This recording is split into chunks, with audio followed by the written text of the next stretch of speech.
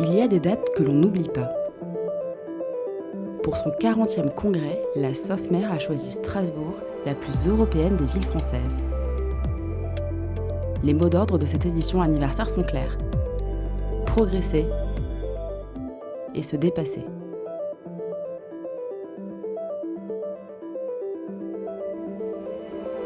Mais alors, comment accompagner au mieux les patients dans leur parcours de santé ? Pour y voir plus clair, j'accueille Maria-Amélie Le Fur. Bonjour. Bonjour.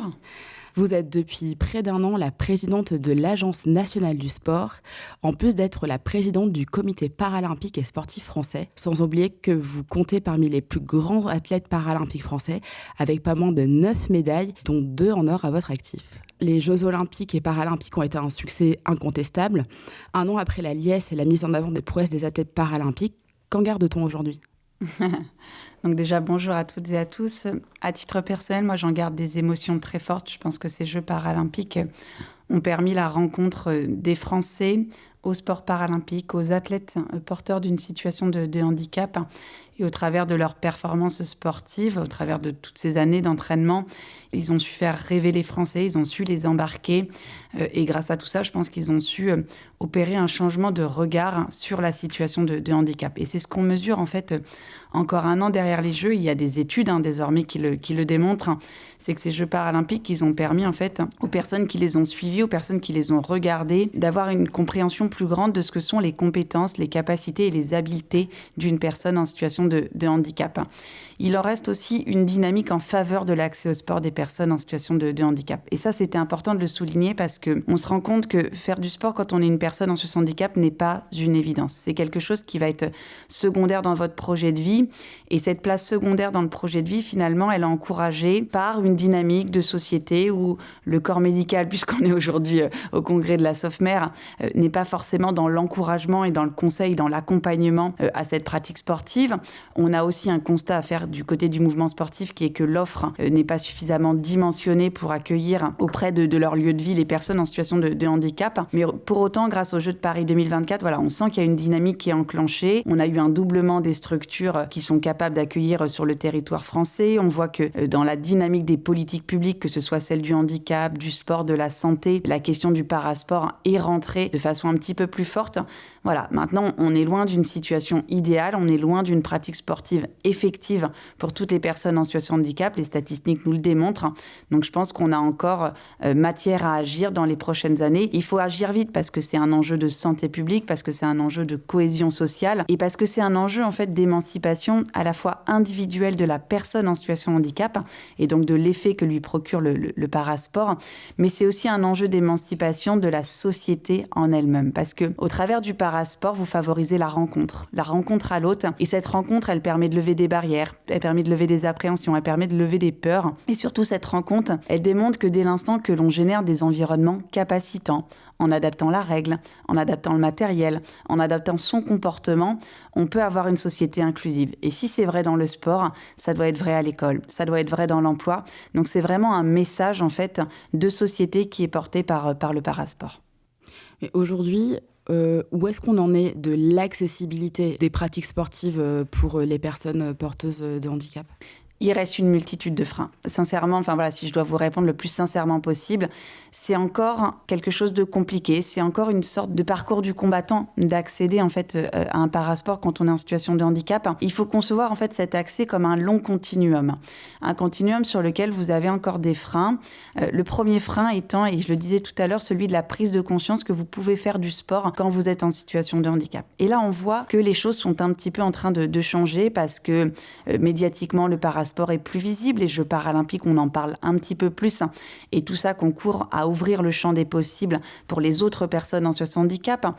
On voit aussi qu'il y a eu un chemin de parcouru par l'école, par l'éducation nationale, par le corps médical, mais tout ça est encore trop peu visible et trop peu impulsé de façon homogène sur l'ensemble des territoires. Et par exemple, si on prend un exemple très concret qui est celui du fonctionnement des MDPH qui doivent interroger le projet de vie des personnes en situation de handicap et notamment le fait sportif, on se rend compte que sur ce point-là, les pratiques sont homogènes, que les remboursements aussi auxquels les personnes en situation de handicap sont éligibles sur la question sportive ne sont pas homogènes sur le territoire. Donc ça, c'est vraiment un problème. Donc ça, c'est le premier frein, c'est de lever et de travailler l'ouverture du champ des possibles. Et comment on lève ce frein-là en continuant à parler, à visibiliser, en sensibilisant aussi des acteurs de proximité qui sont pour nous des relais essentiels. Ça va être les médecins, ça va être les professeurs de PS, ça va être les enseignants. Et pour moi, le relais essentiel, ce sont les parents des enfants en situation de handicap, qui en fait doivent comprendre que faire du sport à leur enfant en situation de handicap, c'est tout aussi important et essentiel que chez des enfants qui ne sont pas porteurs de handicap.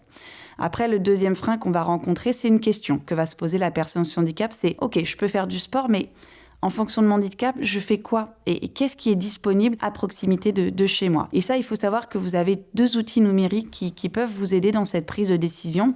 Le premier, c'est un petit outil numérique qui s'appelle « Trouve ton parasport ». Vous répondez à 5-6 questions et ça va vous permettre finalement d'avoir une préconisation en fonction de votre appétence, en fonction de vos capacités, en fonction de votre handicap, de vous voir préconiser certains sports. Et en fait, cet outil numérique est relié à un second outil qui s'appelle le HandiGuide, qui lui vous permet à proximité de votre bassin de vie, à proximité de votre lieu de géolocalisation, d'identifier toutes les structures sportives qui se sont référencées comme en capacité d'accueillir une personne en situation de handicap. Donc c'est important que ces outils soient connus par les personnes en situation de handicap et qu'ils soient connus aussi par les personnes relais que j'ai évoquées précédemment.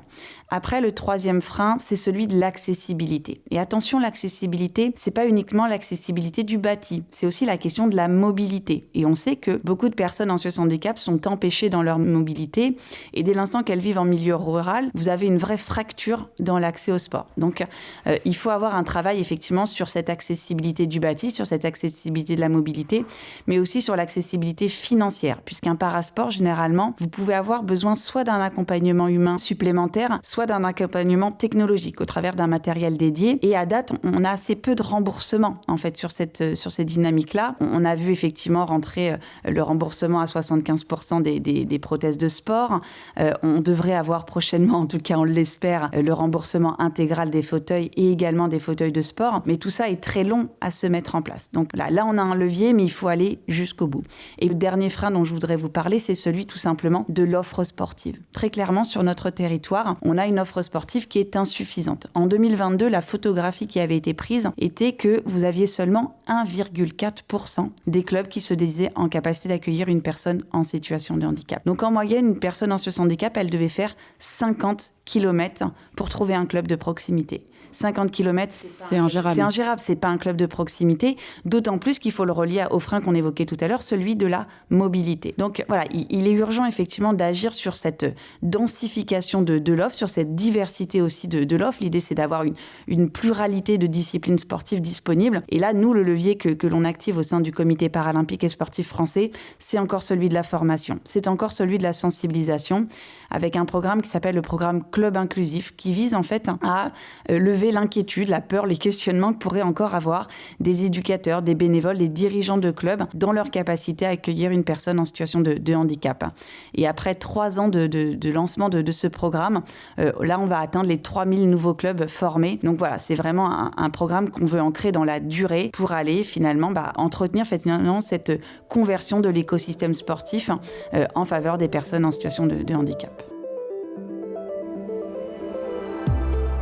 Vous avez cité pas mal de personnes clés, en fait, dans la possibilité d'accéder au sport lorsqu'on est une personne en situation de handicap. Et vous avez parlé notamment des parents. Donc, comment on articule tout ça? Parce que j'imagine, je suis un parent d'enfants porteurs d'un handicap, je vais me référer au médecin. Et en me disant que si le médecin ne me le préconise pas, ou si je ne sais pas si mon enfant peut faire telle ou telle pratique sportive, en fait, effectivement, il faudrait que le médecin impulse cette dynamique-là. Mais aujourd'hui, est-ce que le corps médical, de manière générale, a accès à suffisamment d'informations sur les handicaps peuvent être multiples et donc d'une personne à l'autre, la prise en charge ou les capacités sportives ne sont pas exactement les mêmes. Et après, comment aussi on fait le lien et le relais entre ce corps médical et les professionnels du sport qui accueillent les jeunes dans les différentes possibilités d'établissements sportifs?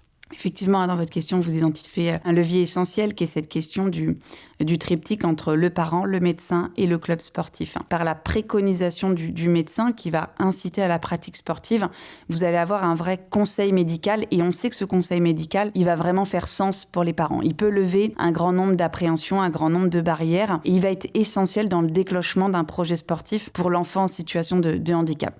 Par contre, vous évoquez quelque chose effectivement sur lequel on doit travailler et qui sont 2 leviers essentiels essentiels. Le premier, c'est la question de la formation, de la sensibilisation des médecins à la connaissance de l'écosystème du parasport. Et pendant très longtemps, ce que moi, en tout cas, j'estime que l'on observait, c'est une forme de défiance du corps médical vis-à-vis du secteur sportif, où déjà le mot sport est un mot qui fait peur, parce que le sport, c'est la compétition, c'est la pratique à outrance, c'est le risque de blessure. Mais en fait, c'est pas du tout la philosophie que vous retrouvez actuellement dans les clubs. On a vraiment un mouvement sportif qui a évolué, notamment ces dernières années, qui se détache petit à petit, sans le renier totalement, parce que c'est un pan essentiel, mais en tout cas qui se détache d'un modèle uniquement basé sur la compétition ou sur la discipline olympique. Et on a vu effectivement, grâce à ça, émerger la question des parasports, la question du sport santé. Et tout ça doit avoir vocation à rassurer le corps médical sur les intentions du mouvement sportif, d'offrir du bien-être, du bonheur, du plaisir de pratique sportive à toutes les personnes, quelles que soient leurs conditions physiques, et notamment pour les personnes en situation de handicap. Donc déjà, il faut effectivement sensibiliser et former les médecins à ce nouvel écosystème, à l'écosystème du parasport, et nous rappeler que maintenant cet écosystème, il se base sur une pluralité de fédérations. Et là où en fait vous aviez, il y a encore 15 ans, uniquement 2 fédérations qui agissaient sur le champ du parasport, à date, maintenant, vous en avez plus d'une 50aine. Moi, je vous parlais tout à l'heure du programme Club Inclusif. On a 90 fédérations qui ont participé au programme et qui ont proposé la formation d'un club de proximité. Voilà. Donc, c'est important, effectivement, que dans les cursus médicaux, paramédicaux, on puisse avoir des modules où on parle du parasport, où on présente son écosystème, où on présente les enjeux de la pratique parasportive.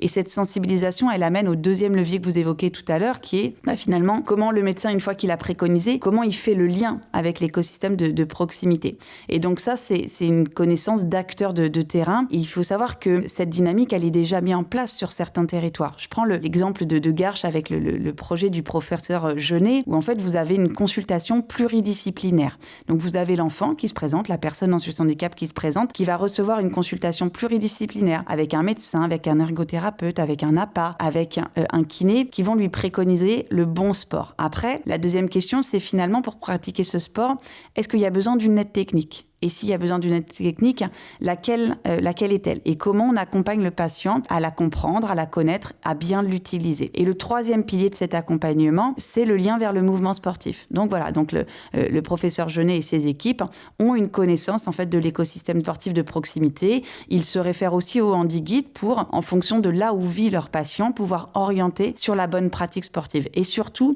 il y a un accompagnement de terrain. C'est-à-dire que lors de la première séance, lors de ce premier moment de rencontre entre le patient et donc le futur pratiquant et le club, vous avez une présence du corps médical, voilà, qui va permettre de rassurer tout le monde et d'enclencher cette dynamique. Alors, l'idée, c'est peut-être pas d'avoir dans chaque ville, dans chaque hôpital, un service ressources, mais à minima, je pense qu'il faut qu'on ait un service ressources par région, pour ne pas dire par département, sur lequel voilà, les personnes en situation de handicap pourraient s'appuyer et aller chercher ce conseil de proximité. Alors là, c'est très clair ce que vous expliquez, et ça montre qu'avec une bonne coordination, indéniablement de la bonne volonté, on peut avoir une mise en place d'une pratique sportive, quelle qu'elle soit, adaptée à la situation de santé du patient.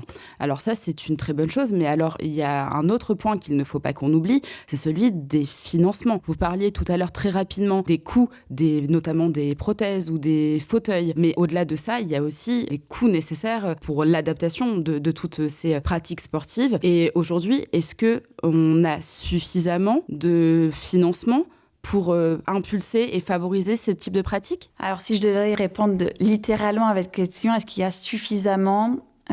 Je sais pas. Je sais pas vous dire s'il y a suffisamment de financement. Ce qui est sûr, c'est que des financements existent, mais je pense qu'ils sont méconnus. Ils sont méconnus des personnes par lesquelles ils peuvent être mobilisés, et ça, c'est une faiblesse du système. Parce qu'en fait, vous allez avoir la capacité, quand vous êtes une personne en situation de handicap, d'aller chercher des financements qui vous sont propres, c'est-à-dire qui vont vous permettre de financer soit votre matériel sportif, soit, et ça c'est important de le savoir, aussi votre licence sportive. Alors, on parle souvent du passe-sport. Le passe-sport, c'est une aide à la prise de licence à hauteur de 70 €. Et il faut savoir que cette aide, en fait, elle perdure sur l'année 2025-2026. Tous les enfants en situation de handicap qui touchent l'AESH, ils sont éligibles. Et les personnes qui touchent l'AH jusqu'à 30 ans le sont également. Donc ça, c'est une aide financière qui va vous permettre d'aller chercher votre licence sportive. Il faut savoir que vous avez aussi, sur certains territoires, mis en place par des collectivités, que ce soit des villes, que ce soit des départements, également le remboursement de la licence sportive pour des personnes qui sont porteuses de situation situation de handicap. Donc on a des vraies politiques publiques qui sont incitatives sur certains territoires et qui permettent de lisser le coût pour la personne en situation de handicap.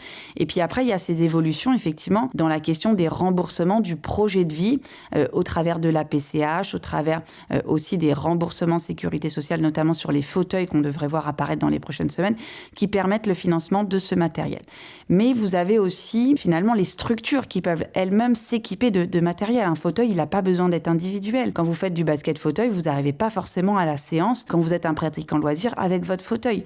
Donc, ce qu'il faut, c'est que les structures, là, soient adaptées, du matériel adapté. Ça va être la même chose pour un fauteuil de lancer en para-athlétisme. Et là, en fait, il existe des enveloppes au sein de l'Agence nationale du sport qui permettent aux clubs de s'équiper et de s'acheter ce matériel-là. Voilà, donc, c'est des aides qui ont été considérablement augmentées ces dernières années, puisqu'elles sont à hauteur de 2,5 millions cette année. Elles étaient à 3 millions sur l'année 2024 parce qu'on était sur une année exceptionnelle de jeux.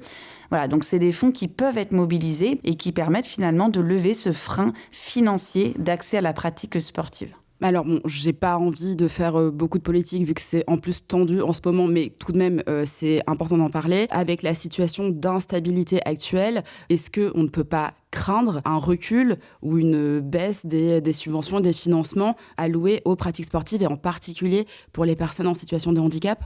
Alors effectivement, il y a une vraie inquiétude sur ce que sera le budget 2026, notamment le budget 2026 du sport. C'est un budget qui pèse très très peu, on le sait dans le budget de l'État, c'est 0,1% du budget de l'État. Alors même, et je pense que c'est important de le rappeler ici, que quand vous investissez 1 euro dans le sport, c'est 13 euros que vous économisez par ailleurs dans d'autres politiques publiques, et notamment celle de la santé, parce que vous faites de la prévention et que c'est un coût qui est très très très important. Voilà, donc oui, il y a des inquiétudes sur le budget 2026. Pour autant, mon inquiétude, elle se porte plutôt sur la globalité du budget et pas nécessairement sur le pan parasportif. Parce que ce qu'on voit depuis ces dernières années, c'est que l'accès au sport des personnes en handicap est une politique publique prioritaire. Une politique prioritaire qui est portée par l'État, malgré les flottements politiques. On a vraiment une constance de cet engagement. Et la dernière ministre, Marie Barsac, avait vraiment un engagement fort et profond en faveur du parasport, et ce qui nous a permis d'avoir un budget 25 qui était maintenu sur ces questions-là. Après, l'autre budget qui est essentiel pour le sport, c'est le budget des collectivités. Et là aussi, on sait effectivement que le budget 2026 va être très dur et que dans les coupes budgétaires que vont devoir faire les collectivités, tant les associations que le mouvement sportif va être les premiers sacrifiés. Par contre, les retraits de crédit qui ont déjà été faits ne l'ont pas vraiment été sur le champ du parasport. Ils ne l'ont pas été sur le champ des publics prioritaires. Ils l'ont été faits sur d'autres champs d'intervention, que ce soit le haut niveau, que ce soit des structures, voilà, tout simplement sur leur fonctionnement. Mais en tout cas, sur les politiques prioritaires, sur des publics éloignés, il y a une vraie constance de l'engagement. Après, je ne peux pas prédire ce que va être la vision de 2026. Mais en tout cas, voilà, si on doit avoir effectivement un resserrement des crédits, moi, il me paraît essentiel que ces politiques prioritaires, que ces publics les plus éloignés de la pratique sportive restent nos priorités pour 2026, parce que ce sont eux que l'on doit amener au sport, encore une fois, pour des enjeux de cohésion sociale, mais aussi de tout simplement de santé publique. Alors, vous en avez parlé tout à l'heure, il ne faut pas considérer uniquement la pratique sportive pour les personnes en situation de handicap comme quelque chose de performatif et de challengeant et en fait juste aussi de savoir rester dans le bien-être. Mais tout de même, on a eu, si je reviens sur la note positive des Jeux paralympiques, on a vibré avec ces sportifs. Est-ce qu'on a quand même un intérêt à soutenir la pratique sportive et à accompagner encore davantage les athlètes paralympiques français pour les mettre encore plus au devant de la scène, que ce soit même aussi d'un point de vue médiatique, pour qu'ils soient également des moteurs, des exemples qui pourraient donner envie à des personnes en situation de handicap, et en particulier à un jeune public, de se mettre à ces pratiques sportives. Effectivement, cette question de l'équipe de France, de sa visibilité, de sa notoriété est absolument essentielle pour ouvrir le champ des possibles et jouer son rôle de modèle pour d'autres personnes en situation de handicap. Donc c'est vraiment une approche en complémentarité que l'on doit faire sur l'accès au sport de toutes et tous pour des raisons personnelles, de plaisir, de loisirs, de bien-être. Et je dis pas qu'on l'a plus à haut niveau, mais c'est qu'on est là aussi pour d'autres raisons. Et puis après, il y a cette autre branche, effectivement, qui est celle de la haute performance, qui qui est celle du sport compétition. Mais ça, c'est un choix personnel, c'est un choix de la personne de s'engager sur cette voie-là. Et nous, en tant qu'institution, bien évidemment, on doit aussi accompagner les clés du succès de cette réussite-là. Donc, on doit accompagner la réussite de la visibilité et de la médiatisation. Ça synthétise en une phrase, c'est-à-dire que demain, les para-athlètes, ils doivent plus faire les pages société, ils doivent faire les pages sport, ils doivent faire les pages performance. Et ça, on voit que c'est une conversion de bien parler du résultat, de bien parler du parasport et de plus en parler comme un fait de société, comme un parcours de vie qui serait uniquement relié à la situation de handicap. C'est bien de le relier aux faits sportifs et à la performance. Et puis après, il y a ce parcours d'accession au sport de haut niveau de la personne en situation de handicap. Et là encore, on doit travailler en grande proximité avec un grand nombre d'acteurs et en premier lieu avec les fédérations pour les aider à mieux détecter les talents, pour les aider à ouvrir le champ des possibles, parce qu'on se rend compte qu'il y a encore beaucoup de personnes en situation de handicap qui méconnaissent leurs talents, qui ne comprennent pas que, oui, peut-être que dans le milieu valide, ils n'ont pas un niveau extraordinaire, mais par contre, eu égard à leur situation de handicap, s'ils choisissent le bon sport, ils ont une motricité qui est exceptionnelle et qui va leur permettre de produire des performances. Donc là encore, il faut qu'on arrive à déstigmatiser ce qu'est l'accès au haut niveau et de faire comprendre à certaines personnes, si elles choisissent le bon sport, elles peuvent vraiment devenir des athlètes de haut niveau. Et on a notamment besoin de passer ce message-là auprès des femmes et de jeunes filles, parce qu'on a une équipe de France qui est très peu féminisée et globalement, la France est le très mauvais élève du top 10 des Jeux paralympiques. Voilà. On a été 8e aux Jeux paralympiques de Paris 2024. C'est un résultat qui est exceptionnel, qui est le résultat que nous attendions pour ces Jeux de Paris 2024. Mais on se rend compte que la médaillabilité de nos femmes dans l'équipe de France est très mauvaise. On a 16% de médailles qui sont apportées par les femmes, là où dans le top 10, le plus mauvais élève devant nous est à hauteur de 30%. Il y a 30% des médailles qui viennent de la part des femmes. Donc là, on voit qu'on a une capacité à progresser qui est absolument énorme. Donc ça veut dire qu'il faut aussi qu'on agisse très spécifiquement sur les freins de l'accès au sport des femmes en situation de handicap. Et il y a différents freins. Il y a le fait déjà de devoir finalement, au travers du sport, développer un corps qui est encore plus en dehors de la norme que le fait d'être en situation de handicap. Ça paraît un peu bête de le dire comme ça, mais c'est une vérité. Quand vous êtes une personne en fauteuil, que vous faites du sport, vous développez une ceinture scapulaire qui est assez exceptionnelle et qui, pour certaines femmes, va les amener en fait à sortir un peu de la norme qu'on attend d'un corps féminin. Et c'est pas toujours simple à accepter. Après, on a aussi une faiblesse dans le mouvement sportif, c'est qu'on a un encadrement qui est très peu féminisé. Et on sait aussi que la féminisation de l'encadrement, ça peut être un élément déclencheur, ça peut rassurer, ça peut encourager, ça peut porter des volontés. Et puis, on a une question de rôle modèle.